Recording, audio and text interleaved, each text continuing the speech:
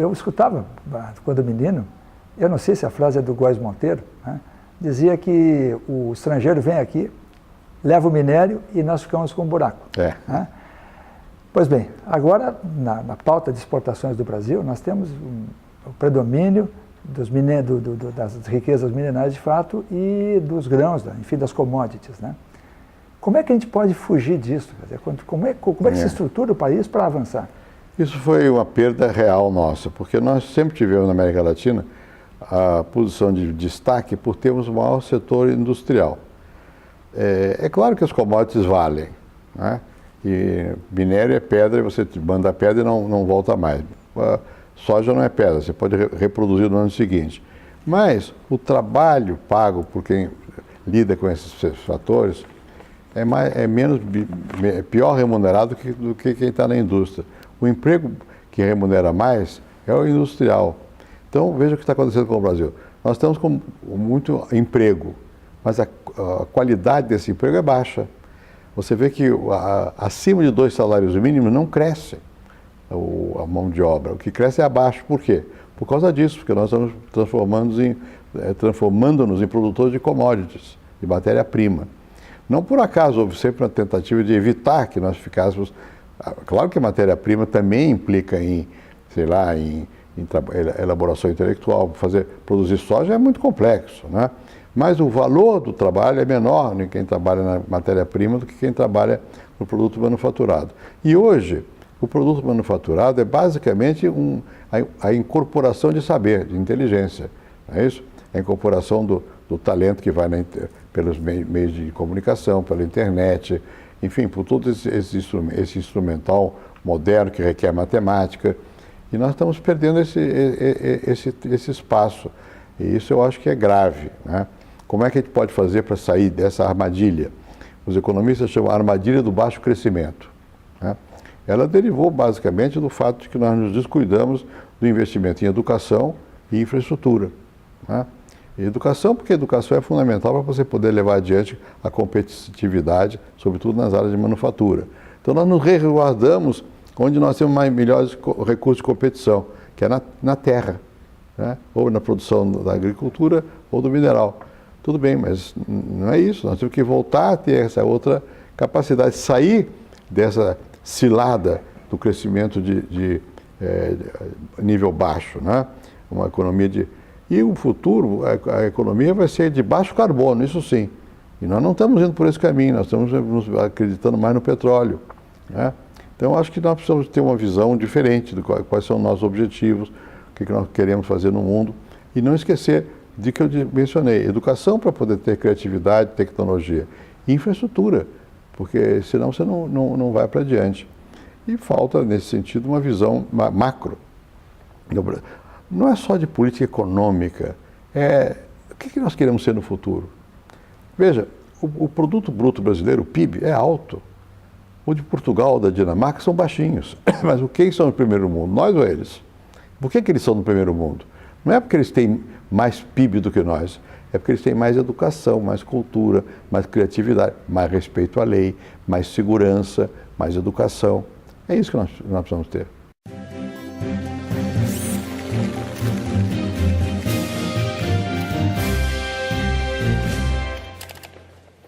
A Auditoria Cidadã, ela tem feito um trabalho, eu diria até que de denúncia, né? Mostrando que nós temos gastado em dívida pública, em juros, para o sistema financeiro, tanto nacional quanto internacional, nós temos gastado rios de dinheiro, né? Uma palestrante, Maria Lúcia Fatorelli, ela menciona que nós gastamos no serviço da dívida, a gente gasta 12 vezes mais do que gastamos em educação, 10 vezes mais do que nós gastamos em saúde, ou seja, nós estamos encalacrados no sistema financeiro, né? Não é à toa que volta e meia a gente vê algumas manifestações aí de representantes do sistema financeiro, há acusações até que a grande mídia domina, né?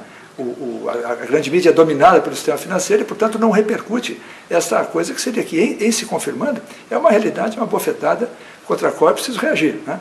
Como é que se sai dessa cilada, esta talvez maior ainda? Veja, a dívida bruta brasileira é muito elevada, né? A dívida interna nossa é de 3 trilhões de reais, quer dizer, 1,5 trilhões de dólares, né?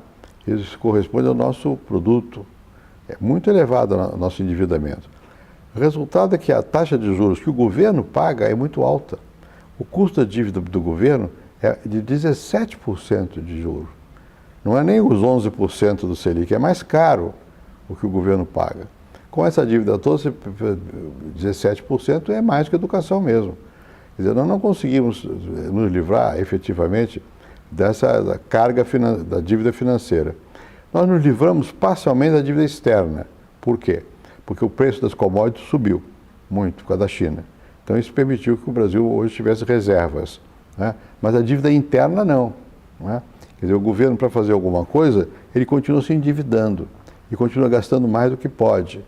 Então, assim você não sai desse encalacramento. A palavra não deve existir no dicionário, mas dessa encalacrada em que nós estamos, né? Então, é difícil, quer dizer, então tinha que ter também não acredito que se saia do dia para a noite, mas você tinha que ter um objetivo de, em 10 anos prazo, nós vamos ter uma proporção entre produto e dívida de tal ponto. O governo não vai poder crescer mais do que o PIB, a despesa pública não pode crescer uma taxa maior que o do PIB, coisas desse tipo, que foram faladas, mas nunca foram feitas. Quem sabe seja agora a hora de tentar pôr em prática.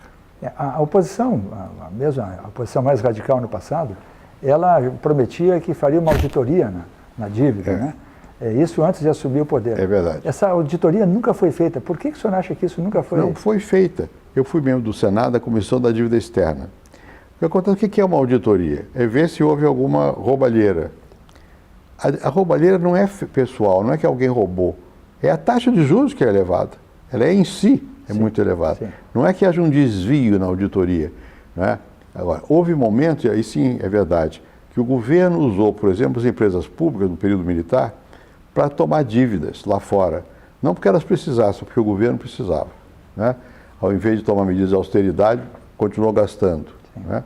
Então, a auditoria que tem que ser feita é quanto às políticas públicas, muito mais do que quanto... Porque o banco tal ou qual empresta pela taxa de juros vigente. O contrato é certo. Quando nós fizemos, eu fui lá ver no Banco Central, vimos os contratos são todos certos. Pode ser que alguém tenha ganhado na hora de fazer a transação, mas você não vai nunca provar isso aí. Mas não é isso que pesa. O que pesa é a taxa de juros. O que pesa é o volume da dívida, que por sua vez eleva a taxa de juros. Agora, hoje no mundo todo, a taxa de juros é zero, ou tende a zero nos bancos centrais, né? O que o governo do Brasil faz? Ao invés de fazer com que as empresas, até as multinacionais daqui, tomem dinheiro lá fora, elas tomam do BNDES, que o dinheiro vem do Tesouro, que como não tem, toma do mercado. Então o governo se endivida, passa para as empresas ganham vantagem nisso, quando elas podiam tomar esse dinheiro lá fora. E nós vamos proteger. Por que proteger a indústria automobilística, que não é multinacional toda? Por que nós vamos dar juros baixos para eles? Eles que tomem lá fora. Então alguma coisa está errada no conjunto. Sim.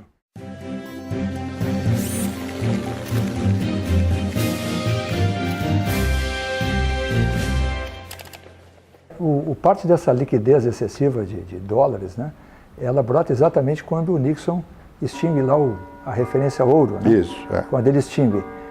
Teria sido eu me pergunto até hoje, né, teria sido esse momento talvez o maior golpe internacional das finanças, essa extinção da equivalência do padrão ouro? Olha, sabe, foi grande a manobra pró-Estados Unidos. E vem de longe, porque quando foi feito o Fundo Monetário Internacional, o Keynes, que era o representante da Inglaterra, ele queria que houvesse uma moeda do Fundo Monetário, que não fosse o dólar. E os americanos disseram, não precisa.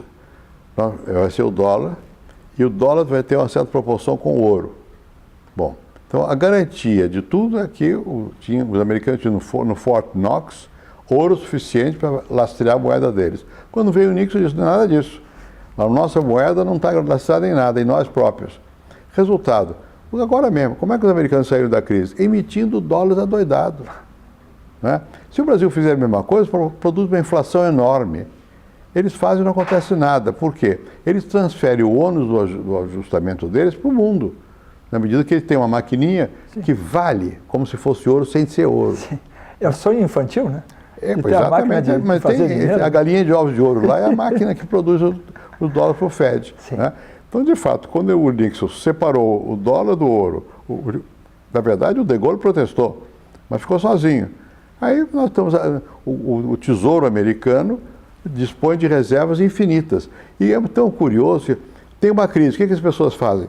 Compram papéis do Tesouro americano, mesmo que o Tesouro que os Estados Unidos estejam parados.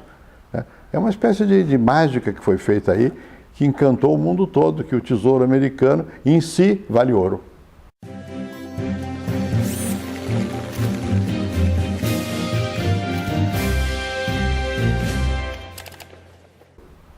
O senhor, mudando um pouquinho de enfoque, indo um pouquinho para a área internacional, o senhor foi cogitado para ser o secretário-geral da ONU, né? Houve alguns rumores nesse sentido. Houve, mas só rumores, porque eu nunca quis ser, e nem o Brasil tinha força para tanto. Entendi. Mas, de qualquer forma, pelo fato de o senhor não ter sido lembrado, só é um elogio que o mundo lhe prestou, mostrando que o senhor tinha uma visão e tinha trânsito internacional, né? Agora, recentemente, nós temos vivido, aliás, quem se torna longevo, também vou me encaminhando para isso, vê um pouco de tudo, né? Nós vimos, não vimos as revoluções maiores aqui, mas nós vimos a guerra do Vietnã e agora conflitos mais localizados, no caso da faixa de Gaza, por exemplo, né? E também agora esse avião que caiu da Malaysian Airlines lá na Ucrânia, né? O senhor, como sociólogo, se preocupou sempre estudando as relações humanas dentro da família, dos grupos sociais, das associações, mas os sociólogos também se preocupam com os antídotos, né, para impedir a dissolução da sociedade. E nós estamos falando aqui de uma coisa maior ainda, a dissolução da própria humanidade. Quando o senhor, com a experiência que tem, quando o senhor vê essas coisas, assim, esses riscos aparecerem de novo, né, o senhor que conversou com presidentes, até hoje, né, convidado para toda hora, se o senhor quiser, o senhor passa os 365 dias do ano fora do Brasil. O senhor fica entristecido quando vê essas coisas assim? O senhor chega a perder um pouco, chega a se tornar um pouco pessimista? Ah, chego. Porque veja o seguinte, isso que aconteceu com o avião. Não é que ele foi derrubado criminosamente, né? É tão impensável, nós estamos chegando a uma irracionalidade tal. No caso ali, é realmente irracional. Porque provavelmente foi a partir dos rebeldes ucranianos, com assistência militar, mas talvez sem responsabilidade direta russa. Bom, mas qual é o objetivo de derrubar um avião? É nenhum. O que isso resolve para eles? Nada. Você não pode pensar, lá em Israel, tá bem, os israelenses agora estão bombardeando e invadiram a faixa de Gaza, mas eles têm o propósito de parar, fazer com que o Hamas pare de mandar como é que chama? Mísseis para eles. Então, sim, eu não concordo, mas entende qual é a motivação. Né? Quando derrubam as torres gêmeas nos Estados Unidos, já fica mais difícil de entender. Que é uma coisa inconcebível. Matar 3 mil pessoas para quê? Não vai abalar o poderio americano, mas vai matar. Né? Mesma coisa esse avião que derruba agora.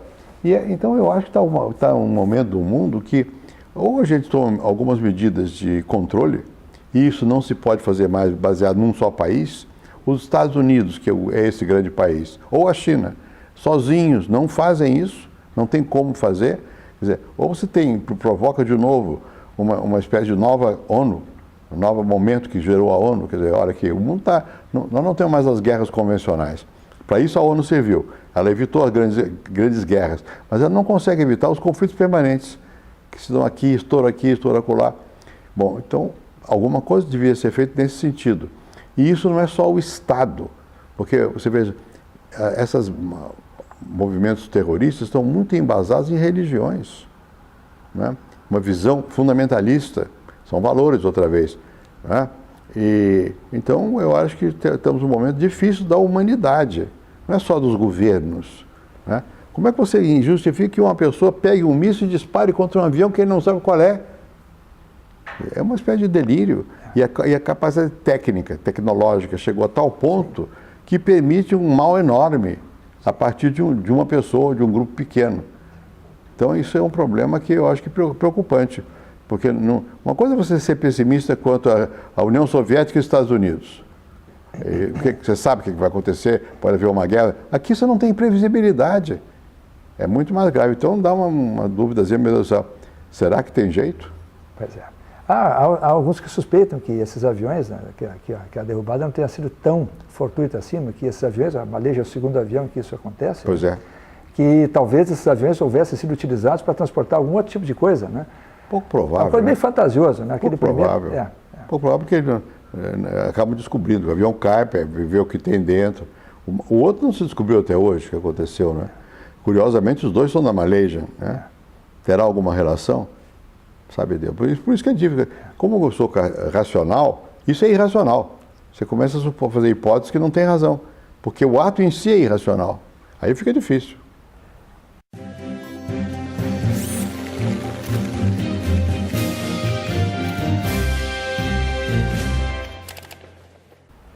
O senhor sempre foi tido como uma pessoa conciliadora e, digamos assim, sempre preferindo o diálogo e coisa e tal, né?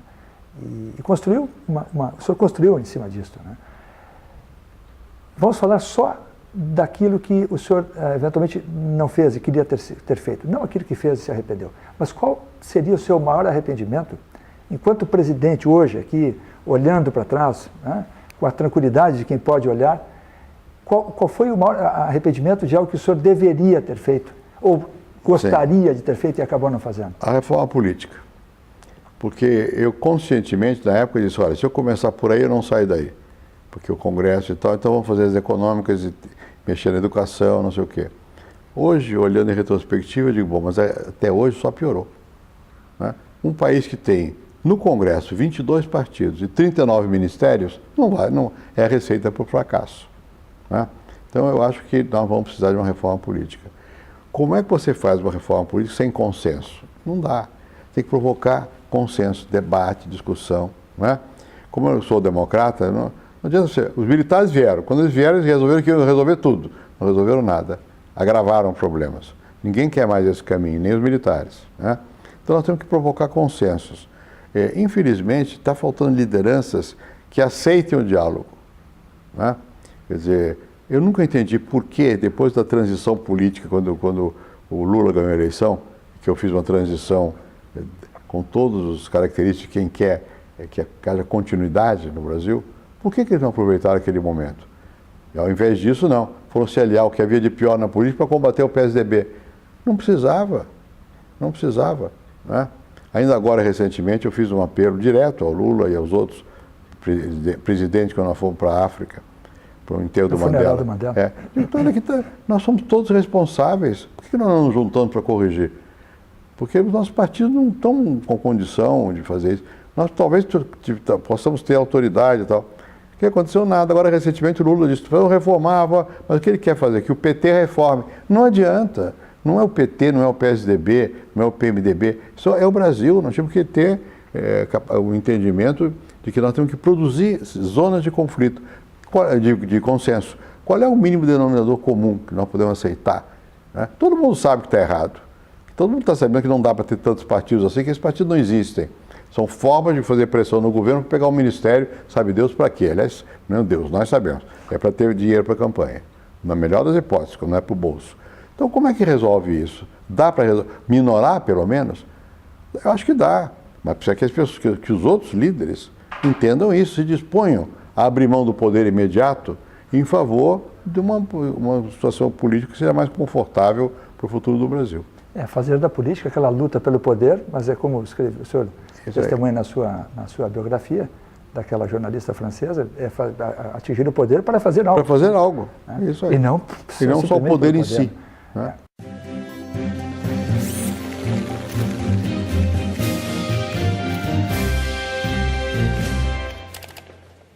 Eu fecharia a entrevista, já agradecendo uma vez mais a sua bonomia, a gentileza, lhe perguntando o seguinte: o senhor também é bastante reconhecido como uma pessoa de forte intuição, né?